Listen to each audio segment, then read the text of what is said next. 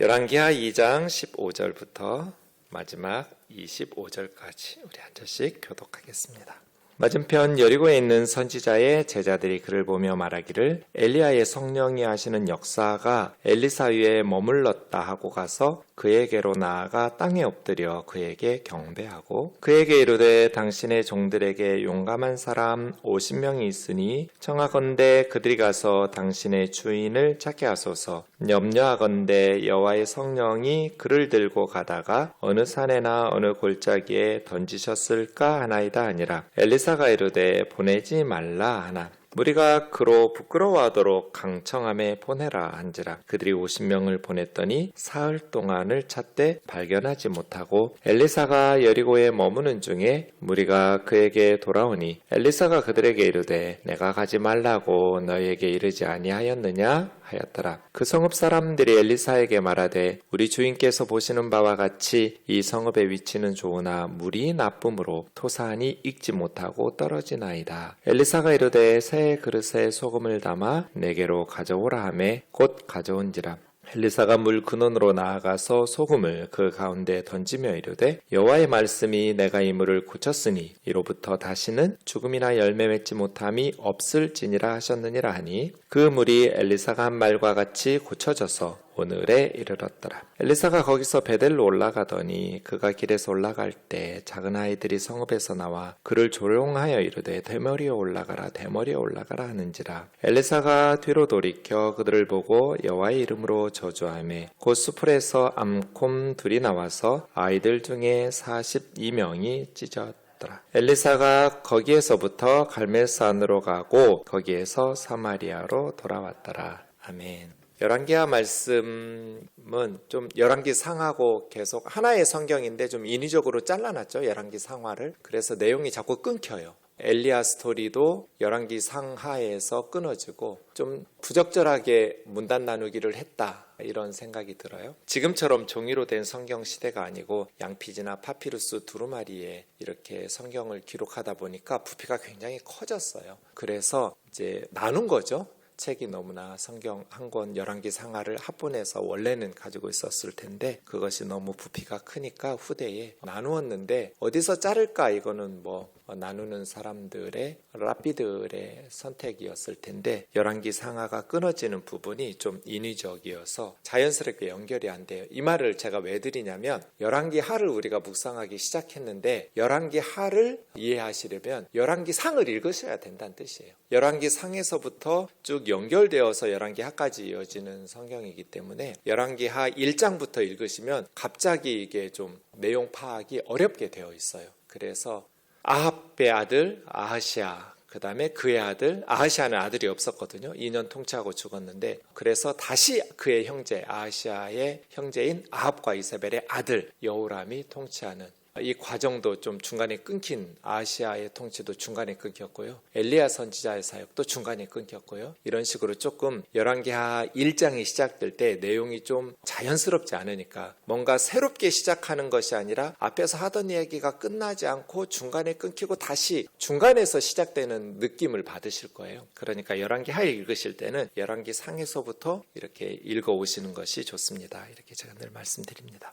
이제 1장, 2장에서 엘리야 선지자가 사명을 다하고 회오리 바람을 타고 승천, 죽음을 보지 않고 하나님께서 이제 천국으로 데려가셨고 그의 후계자인 엘리사 선지자가 엘리야 선지자를 계승해서 근데 엘리야 선지자가 계속해서 엘리사 선지자를 이렇게 떨어뜨려 놓으려고 하죠. 그런 뉘앙스들을 우리가 받아요. 여기 머물러 있어라. 나 계속 따라오지 말고. 그럴 때 엘리사 선지자는 내가 죽는 한이 있더라도 끝까지 스승님을 따라가겠다고. 엘리야 선지자는 알고 있었죠. 자기의 계승자가 엘리사라는 것을. 왜냐하면 하나님께서 엘리야 선지자에게 엘리사가 너의 후계자라고 지명해 주시면서 기름 부으라고 이미 엘리야에게 말씀하셨으니까 엘리야 선지자는 엘리사 선지자가 오늘 15절에 선지자의 제자들이 여럿 많이 있었는데 그 엘리야의 많은 선지자들 중에 엘리사가 엘리야를 계승할 것이라고 엘리야는 미리 알고 있었음에도 불구하고 마지막 순간에 엘리사 선지자에게 계속 떨어뜨려 여기 있으라고 따라오지 말라고 이렇게 하시는 모습들을 볼 수 있습니다. 이유는 알 수 없지만 우리가 추측컨대 성경학자들이 말하는 것처럼 이 시대적 상황을 보면 자신의 사명을 계승한다라는 것이 그게 쉬운 길이 아니잖아요. 엘리야가 아합과 이세벨의 시대, 그리고 지금 엘리사는 그의 아들 아하시아와 여호람 왕의 시대, 영적으로 부패하고 타락하고 험악한 그러한 시대에 하나님의 종으로 산다는 건 목숨을 걸어야 되는 일이고 좁은 길이고 험한 길이고 아골골짝 빈들 같은 상황에서 사역을 해야 하기 때문에, 그럼에도 불구하고 자신의 만류에도 불구하고 끝까지 자원해서 하나님의 종의 사명을 감당한다면 따르겠지만, 이러한 심정으로 약간은 이제 지금 신대원 간다고 우리 청년들이 말할 때 그 엘리야의 마음을 저는 이해할 수 있을 것 같아요. 교회가 너무나 어려운데, 목회자가 된다는 것이 너무나 험한 길인데, 교회가 막 부흥할 때 그런 시기에도 사역자가 된다는 건 쉬운 일이 아닐 텐데, 지금과 같이 한국교회가 어려울 때 이제 신대원에 입학하면서 목회자가 되고 또 선교사가 된다고 헌신하는 것이 인간적으로 생각하면 엘리야의 마음처럼 따라오지 말라고, 이 사명 감당하지 말라고, 그냥 가족들하고 편하게 살라고, 그러면서도 얼마든지 하나님 섬길 수 있는데, 이런 심정으로 엘리야는 엘리사를 떨어뜨려 놓으려고 했던 것 같아요. 그럼에도 불구하고 엘리사는 하나님이 주신 시대적 사명을 감당하겠다고 끝까지 따라간 것이죠. 귀한 선지자죠. 그렇게 엘리사 선지자가 엘리야 선지자를 계승하면서 하나님의 종이 되었을 때입니다. 참 영적인 계승만큼 중요한 게 없죠. 네, 다음 영적인 리더에게 잘 계승하는 것, 그러한 것들이 필요합니다. 근데 열왕기 하에 보면 엘리야가 갔던 길이 요단강을 건너면 길갈이 나오잖아요. 길갈, 요단강, 그 다음에 여리고, 베델, 그 길이거든요. 그게 여호수아가 요단강 건너가지고 길갈, 여리고, 베델, 여호수아가 갔던 순서예요. 그러니까 엘리야 선지자가 엘리사 선지자를 데리고 갔던 길이 모세의 후계자 여호수아가 요단강을 건너서 가나안 땅 정복했던 길하고 똑같아요. 여정이. 그래서 모세가 여호수아에게 영적인 계승을 했던 것처럼 엘리야가 엘리사에게 영적인 계승을 한 것을 열왕기하 1, 2장에서는 우리에게 암시해 주면서 가르쳐 주고 있어요. 이런 영적인 계승들이 다음 세대까지 이렇게 잘 계승해서 이어지는 것이 너무나 중요한 일이죠. 여리고에서 이제 다시 선지자들에게로 돌아오는데, 엘리야 선지자를 계승한 엘리사 선지자를 선지자의 제자들이 환영합니다. 그러면서 뭐라고 말하냐면, 엘리야의 성령이 하시는 역사가 엘리사 위에 머물렀다 하면서 엎드려 절하는 거예요. 그러니까 많은 선지 제자들이 있었는데 그들 중에 하나님께서 엘리야의 후계자로 엘리사를 지명하셨다라는 것을 인정하면서 이 선지자의 제자들이 이제 엘리사를 리더로 인정하면서 따르기로 이렇게 헌신하는 모습이죠. 그때 엘리야의 성령이죠. 그러니까 사람을 높이는 게 아니에요. 엘리야가 아니라 엘리야는 단순히 그냥 하나님의 성령의 일꾼이었고 도구였을 뿐이죠. 중요한 것은 하나님의 성령이지 사람이 아니라는, 사역자가 아니라는 거예요. 지금도 마찬가지죠. 그죠? 중요한 것은 목회자인 사람이 아니라 하나님의 말씀이고 그 사람을 통해서 일하시는 하나님의 영, 성령이시지. 우리 우면동 교회를 영적으로 살려내고 은혜를 베푸시고 하나님의 영광을 위한 공동체로 쓰임받도록 만들어주는 것은 어떤 사람들이 아니라, 사람이 아니라 하나님의 성령, 하나님의 말씀인 성경, 이 두 가지예요. 교회를 교회되게 하는 것, 교회가 하나님께 예배를 통해서 또 섬김을 통해서 교회적 사명을 다하면서 영광 돌리고 하나님을 기쁘시게 하는 선한 열매를 맺을 수 있도록 하는 것은 성령과 성경이에요. 그래서 우리는 사람을 주목할 것이 아니라 그 사람을 통해서 우리에게 역사하시는 하나님의 성령과 하나님의 말씀을 기억해야 되고, 그 하나님의 성령이 하시는 역사와 하나님의 말씀이 우리의 개인과 가정과 교회를 살린다는 것을 항상 기억해야 돼요. 그래서 우리가 성령님께서 쓰실 수 있는 사람으로 준비되는 게 중요한 거죠. 성령은 사람을 통해서 역사하시니까요. 어떤 프로그램이나 건물이나 어떤 교회의 시스템이나 그런 게 아니에요. 중요한 것은 성령님께서 쓰실 수 있는 사람으로 준비되는 것. 늘 우리가 성령 앞에 겸손하게 회개하면서 정직하게 하나님 앞에서 쓰임받는 인생을 살아가는 것. 여호와의 성령, 엘리야에게 성령이 임하셔서 하시던 그 사역이 이제는 엘리사 위에 머물렀다. 이게 중요한 거죠. 무슨 뭐 신학 박사 학위가 있고 무슨 대학을 나오고 무슨 신학교에서 박사 학위를 받고 이런 게 중요한 것이 아니라 엘리야 위에 머물렀던 성령이 엘리사 위에도 머무를 수 있느냐, 성령님께서 쓰실 수 있도록 준비된 사람이냐, 하나님 사람이냐, 말씀의 사람이냐, 성령의 사람이냐, 이게 중요한 거지 우리에게 다른 건 별로 중요하지 않아요. 근데 많은 교회들이 자꾸 세상적인 기준으로 봐요. 그래서 영적인 생명력을 상실하는 안타까운 모습들을 보일 수 있어요. 우리 우면동 교회가 항상 성령님께서 우리 개인도 목회자들도 우리를 쓰실 수 있도록 항상 성령님의 임하심, 임재를 사모해야겠습니다. 당신의 종들에게 용감한 사람 50명 있습니다. 엘리사 선지자만 봤거든요. 엘리야가 회오리 바람으로 승천하는 장면을. 그러니까 이 여리고의 제자들이 우리에게 용감한 사람 50명 있으니까 그 엘리야 선지자의 시신을 혹은 엘리야 선지자를 찾을 수 있도록 허락해 달라는 거예요. 그래서 엘리사가 그런 헛고생할 필요 없다. 그냥 하나님께서 회오리 바람으로 엘리야 선지자를 데려가셨다. 위로 들어가셨다. 근데 부끄러워하도록 강청하는 거예요. 너무나 매달리는 거예요. 제발 우리 가서 찾게 해달라고. 여호와의 성령이, 이 16절에 성령이라고 번역한 루아흐라는 말은 1절과 11절에서는 사르라고 번역한 회오리 바람인데, 이 루아흐가 영이라는 뜻도 있고 바람이라는 뜻도 있어요. 그래서 1절과 11절에 나왔던 회오리 바람을 여호와의 영, 여호와의 루아흐라고 한 것 같아요. 하나님의 바람이 엘리야 선지자를 가지고 들어 올리다가 어느 산이나 골짜기에 던지셨을지도 모르지 않냐. 그러니 우리 50명이 가서 엘리야를 찾겠다는 거예요. 헛수고할 필요 없다고 만류하는데도 기어이 가서 찾겠다고 해요. 그럼 어떻게 해요? 하라고 해야죠 뭐. 그러니까 여러분, 쓸데없는 고집 피우지 마세요. 하나님께서 성경을 통해서 안 해도 돼 하면 그냥 안 하면 돼요. 기어이 우리가 하겠다고 막 하잖아요. 그럼 하나님 어떻게 하시겠어요? 그럼 해봐. 뭐 어쩌겠어요. 땅바닥에 들어 누워가지고 막 금식하고 철회하고 막 난리를 치기는데 하라고 하시죠. 사흘 동안 찾다가 예상대로 찾지 못했죠.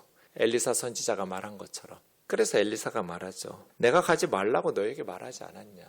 그 다음 19절부터 두 가지 기적이 기록됩니다. 엘리사 선지자가 엘리야를 계승하면서 첫 번째 기적이라고 할 수 있죠. 그런데 하나는 여리고에서, 하나는 베델에서. 그런데 여리고에서는 생명을 살리는 기적이었고 베델에서는 생명을 죽이는 기적이었어요. 엘리사 선지자의 첫 이 사역, 이 기적의 역사가 생명을 살리는 그리고 생명을 앗아가는 기적이었다라는 것이 참 우리에게 많은 것들을 생각하게 합니다. 우선 여리고 사람들이 부탁해요. 이 성읍 여리고는 위치는 참 좋은데 물이 나쁩니다. 여리고는 예수님 시대에도 사람들이 휴양지로 자기 별장을 짓고 지내는, 왜냐하면 너무 좋은 지역이에요. 기후나 모든 여건들이. 그런데 여리고에 문제가 하나 있었어요. 엘리사 시대까지. 무슨 문제가 있었어요? 물이 나빴어요. 수질이 나빴어요. 물이 나빠가지고 토산이 익지 못하고 떨어집니다. 그러니까 이것은 뭐 나무로 하면 열매를 맺지 못하고 열매들이 계속 흉년이 임해서 익지 못하고 떨어지는 그러한 수질이 나쁜, 사람으로 하면 계속 아이를 건강하게 출산하지 못하고 유산하는 뭐 이런 단어예요. 그래서 물이 나쁘니까 계속해서 우리가 생명을 이렇게 생산하는 일에 어려움을 당하고 있는 도시입니다. 수질만 좋아지면 참 살기 좋은 동네인데 하면서 부탁해요. 그래서 엘리사 선지자가 새 그릇에 소금을 담아오라고 그래요. 보통 예식에 사용하는 물건이나 동물은 새 것으로, 새 술에, 새 옷으로 갈아입고, 여기서는 새 그릇이죠. 기존에 다른 데 사용해서 그런 영향력이 있는 그런 그릇이 아니라 아무 데도 사용하지 않은 새로 만드는 새 그릇에. 소금은 축복에도 사용되고 저주에도 사용되는 물건이에요. 어쨌든 소금의 의미는 과거와 단절의 의미가 있어요. 그래서 지금 수질이 안 좋잖아요. 여리고에 물이 나빠서 계속해서 문제들이 발생하니까 그러한 과거와 단절하면서 새로운 역사를 시작하는 그런 때 사용하는 게 소금이에요. 상징적으로. 보통 여기서 사용된 소금은 요리할 때 사용하는 그 소금이에요. 소금을 담아 내게로 가져오라. 가져와서 엘리사가 그 여리고의 물 근원이 이루는 곳으로 가서 그 가운데 소금을 던지면서 여호와의 말씀이, 그래서예요. 제가 엘리사에게 두 가지가 임했다고, 교회를 살리는 게 바로 이 두 가지라고 말씀드리는, 단순히 엘리사가 좋은 학벌을 가지고, 아니요, 그냥 농부였어요. 밭 갈고 있는 농부로 일하고 있을 때 엘리야가 선지자로 불렀어요. 하나님께서 부르신 거죠. 무슨 학벌이 좋아서 가문이 좋아서, 엘리사는 그런 거 아무것도 없어요. 그런데 열왕기하 2장에 두 가지가 엘리사 위에 임했어요. 두 가지가 함께 했어요. 이 두 가지가 함께 해야 주의 종이에요. 첫 번째는 우리가 15절에서 본 대로 성령이에요. 성령. 엘리야에게 임했던 성령. 그리고 두 번째가 이 21절에 나오는 여호와의 말씀이에요. 그래서 늘 목회자들을 위해서 기도하실 때는 성령 충만하도록, 그리고 말씀 충만하도록 그 두 가지 기도해 주시면 돼요. 그래야 주의 종이에요. 하나님의 성령이 임해야 되고 하나님의 말씀이 임해야 돼요. 이 여리고에 생명들이 자꾸 열매도 맺기 전에 유산하고 또 과실들이 떨어져요. 그래서 너무나 위치는 좋은데 많은 백성들이 고통을 받아요. 그래서 소금을 뿌리면서 여호와의 말씀이, 내가 이 물을 고쳤으니 하나님이 고친다는 거예요. 하나님의 말씀이 고친다는 거예요. 이제는 죽음이나 열매 맺지 못하는 것이 없을 것이다. 이렇게 여호와께서 말씀하셨다. 그러니까 엘리사는 무슨 마술을 부리는 마술사가 아니에요. 그냥 말씀을 대언하는 종일 뿐이에요. 하나님의 말씀을 전달하는 메신저일 뿐이에요. 지금도 마찬가지죠. 우리가 무슨 능력을 가진 마술사나 그러한 무슨 점쟁이 무당 같은 존재가 아니라 하나님의 말씀을 전하는 것뿐이에요. 그 목회자예요. 여러분도 마찬가지예요. 모든 그리스도인들은 자녀들에게, 세상 사람들에게 우리가 무슨 남달리 큰 능력이 있고, 아니요, 그 능력은 성령의 능력이고, 우리가 남달리 무슨 엄청난 지혜와 지식이 있고, 아니요, 그 지혜와 지식은 하나님의 말씀일 뿐이에요. 우리는 그냥 메신저이고 전달하는 자일 뿐이죠. 하나님의 말씀이, 엘리사는 그것을 그 악한 시대에 목숨 걸고 수행한 것 뿐이에요. 하나님의 말씀을 그대로 목숨 걸고 전하는 것, 그게 엘리사가 하나님이 부르셔서 쓰임받은 그런 선지자의 사명이죠. 하나님이 주시는 말씀이 없으면 엘리사는 아무것도 못하죠. 아무 일도 안 했을 거예요. 그래서 더 이상 하나님께서 주시는 말씀이 없으면 사역을 내려놓아야죠. 목회를 그만둬야죠. 하나님이 주시는 말씀이 있어야 목회자죠. 주의 종이에요. 여호와의 말씀이 이렇게. 그래서 여호수아는 요단강을 건너와서 여리고를 저주했죠.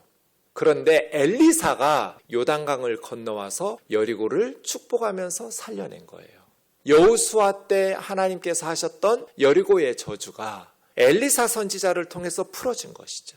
그렇게 여호수아가 선포했던 저주를 하나님은 엘리사를 통해서 해결하시면서 다시 그 성읍에 생명을 주시고 복을 내리셨어요. 이것이 엘리사 선지자의 첫 번째 기적이에요. 엘리사를 통해서 행하신 하나님의 첫 번째 기적은 오래된 저주, 여호수아 시대부터 묶여 있었던 여리고의 저주가 다시 생명으로 회복되는, 축복의 성읍으로 변화되는 그러한 기적이었어요. 문제는 23절부터 25절에 나오는 베델의 저주예요. 여리고하고 베델은 비교도 안 되는, 베델은 이름 자체가 하나님의 집이에요. 야곱이 하나님의 천사들이 사닥다리로 오르락내리락 했던 그곳을 보았던 곳이 베델이죠. 유서 깊은 영적인 도시예요. 그런데 엘리사가 사역할 때 이 베델은 우상 숭배의 중심지가 되었어요. 아합과 이세벨의 우상 숭배의 중심지. 베델과 단에 여로보암 1세는 금송아지를 세워놓고 예루살렘 성전으로 갈 필요 없다. 그래서 유서 깊은 영적인 도시이고 이름 자체도 하나님의 집 베델인데 영적인 우상의 집이 되기로 결정한, 그냥 작정하고 하나님의 집이 아니라 우상들의 집이 되기로 결정한 베델이에요. 그걸로 엘리사 선지자가 가려고 하니 얘들도 다 들었을 거잖아요. 여리고에서 무슨 일이 있었는지. 그 축복의 은총을 여리고 사람들이 받았다라는 것을 기쁨으로 잔치를 베풀면서 환호를 했던 그러한 기쁜 회복의 소식을 들었을 텐데도 불구하고 베델에 올라갈 때 베델에서 나오는 작은 아이들이 대머리에 올라가라 대머리에 올라가라 저주하면서 조롱하니까 엘리사 선지자가 그 아이들을 보고 하나님의 이름으로 저주해서 수풀에 암곰 2마리가 나와가지고 그 아이들 중 42명을 찢어 죽였어요. 이것이 두 번째 기적인데요. 우선 이해되지 않는 부분들이 많아요. 이 말씀을 오해하시면 안 돼요. 주의 종을 저주하면 죽임당하니까 조심해라. 목회자들을 귀하게 여겨라. 이 본문에서 말하는 것은 그런 의미가 아니에요. 만약에 그렇게 봤다면 하나님은 너무나 잔인하신 분이에요. 그리고 엘리사 선지자는 너무나 옹졸한 사람이에요. 어린 아이들이 놀리는 것도 참지 못해서 하나님의 이름으로 저주하고 하나님께서는 그 철없는 선지자의 옹졸한 선지자의 저주를 받으셔서 암곰 2마리로 42명을 찢어 죽이는 주의 종을 잘 섬기지 않으면 이렇게 벌받는다. 이런 교훈을 가르쳐 주시기 위해서 이런 사건을 벌이시는 분이 우리가 믿는 하나님이? 아니요. 그런 식으로 설교하는 설교를 저는 많이 들었는데 지우세요. 여러분 머릿속에서. 하나님을 그렇게 왜곡시키고 성경을 그렇게 엉터리로 해석하면 안 돼요. 이 말씀은 엘리사 선지자가 옹졸해서 어린아이들이 놀리는 대머리에 올라가라 대머리에 올라가라 이런 그러한 조롱조차도 참지 못하고 인격적으로 너그럽지 못해서 온유하지 못해서 저주한 게 아니에요. 하나님은 또 그 옹졸한 선지자의 저주의 기도를 들으시고 암곰 2마리로 42명 찢겨 죽이신 거 아니에요. 그럼 이게 뭘까요? 우선 어린아이들이라고 작은 아이들이라고 번역한 23절의 나으르라는 단어가 어린 유치원 꼬맹이들이 아니에요. 사리 분별할 수 있는 애들이에요. 엘리사 선지자의 몸종이었던 게하시, 그 게하시도 나으르라고 불러요. 또 아버지 다윗을 쿠데타로 몰아냈던 압살롬도 나으르라고 부른 성경 구절들 한 250번 쓰인 단어예요. 많이 쓰인 이 나으르라는 단어는 꼭 어린아이들이 아니에요. 보통 늙지 않았다, 자켄의 반대말 정도로 보시면 돼요. 늙은 장로가 아닌 나이 많지 않은 젊은이들, 청년들 그런 뜻이에요. 여기서 보통 한 30세 정도까지는 나르라고 불러요. 그러니까 어린아이들, 좌우분간 못하는 어린애들의 조롱이 아니에요. 왜냐하면 이 어린아이들이 했던 내용을 보면 대머리여 올라가라 대머리여 올라가라예요. 왜 올라가라고 했을까요? 이건 단순히 엘리사 선지자가 대머리였고 대머리 아저씨를 놀린 게 아니에요. 실제로 엘리사가 대머리였는지 아니었는지는 우리는 알 수 없어요. 엘리야는 털이 많은 사람이어서 대머리 같지는 않은데 엘리사는 진짜로 자연적으로 대머리였을 수도 있고요. 아니면 머리숱이 있었음에도 불구하고 상징적으로 그냥 사기꾼이라는 의미로 가짜, 왜냐하면 참 선지자나 제사장들, 나실인들은 삭도를 대지 않거든요. 면도 수염을 깎지 않고 털이 수북한 거, 검은 털럭이 많은 압살롬같이 다윗같이 그런 게 잘생기고 하나님께서 복을 주신 그런 뜻이거든요. 머리카락이 많다는 것. 근데 머리카락이 없는 대머리라는 것은 그만큼 가짜 선지자, 사기꾼 선지자 그런 의미예요. 진짜로 머리카락이 있었는지 없었는지 우리는 알 수 없지만 어쨌든 좋은 표현 아니에요. 대머리라는 말. 그다음에 올라가라 이 말은 엘리야처럼 썩 꺼지란 뜻이에요. 너네 스승 엘리야처럼, 너희 스승 엘리야가 회오리바람 타고 올라가서 엘리야 때문에 우상숭배 못하는 베델의 사람들이 계속 엘리야 때문에 고통받았잖아요. 엘리야가 꺼지니까 속이 다 후련했단 말이에요. 근데 엘리사라는 사람이 엘리야를 계승해서 자기 마을 베델에 들어오니까 막는 거예요. 이 청년들이, 젊은 애들이. 베델에 얼씬도 하지 말고 썩 꺼지란 뜻이에요. 그냥 너희 스승처럼 올라가 버리면 좋고 사라져 버리면 더 좋고 여리고 같은 데 가서 놀아. 이 베델에, 이 우상의 거룩한 신들을 섬기는 우리 도시에는 들여놓을 생각하지 마. 그런 뜻이에요. 그러니까 이 사람들이 거부한 것은 엘리사 선지자가 아니에요. 엘리사 선지자의 하나님, 엘리야 선지자의 그 많은 기적과 표적을 보여주심에도 불구하고 우상에게서 기어이 돌아오지 않고 하나님께 회개하고 돌아오지 않는 우상 숭배의 도시, 그러한 사람들이에요. 하나님을 거부하는, 하나님의 복을 가지고 하나님의 말씀을 가지고 하나님의 성령의 이끌림을 받아서 베델로 가고 있는 선지자의 발걸음을 막아버리는 수십 명이 떼거지로 몰려와가지고 썩 꺼져가라. 이 사기꾼 예언자야, 가짜 예언자야, 꺼져라. 우리 베델에 들어올 생각도 하지 마라. 그래서 하나님을 거부하고 우상 숭배하는 그 지역을 여호와의 이름으로 저주한 것이고, 그래서 암곰이 나와서 우상 숭배를 고집하는 그들을 경고적으로 죽이신 거예요. 우리가 내일 앞으로 계속 보겠지만 우상을 숭배한다라는 것은 단순히 영적인 타락만이 아니라 사회적인 그리고 윤리적인 타락을 동반하기 때문에 연약하고 힘없는 어린아이들 그리고 연약한 백성들, 가난한 고아와 과부들을 많이 고통 속에서 죽게 만들죠. 하나님의 말씀을 받아들이면 저주받았던 여리고도 다시 회복되어 살아나고, 하나님의 말씀을 거부하면 유서 깊은 영적인 도시였던 베델도 망한다. 이걸 보여주는 거예요. 이 두 기적이.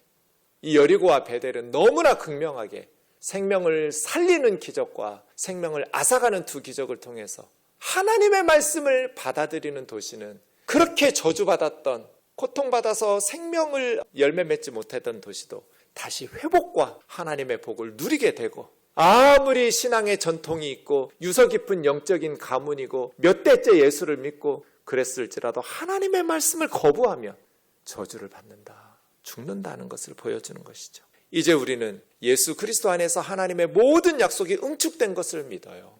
예수 그리스도의 복음을 받아들이면 개인이든 가정이든 국가든 생명의 역사를 열매 맺을 것이고, 예수 그리스도의 복음을 거부하면 아무리 유서 깊은 영적인 도시이고 아무리 경제적으로 번성하고 군사적으로 강한 제국이라 할지라도 축복이 변하여 저주가 되어 망할 것이다.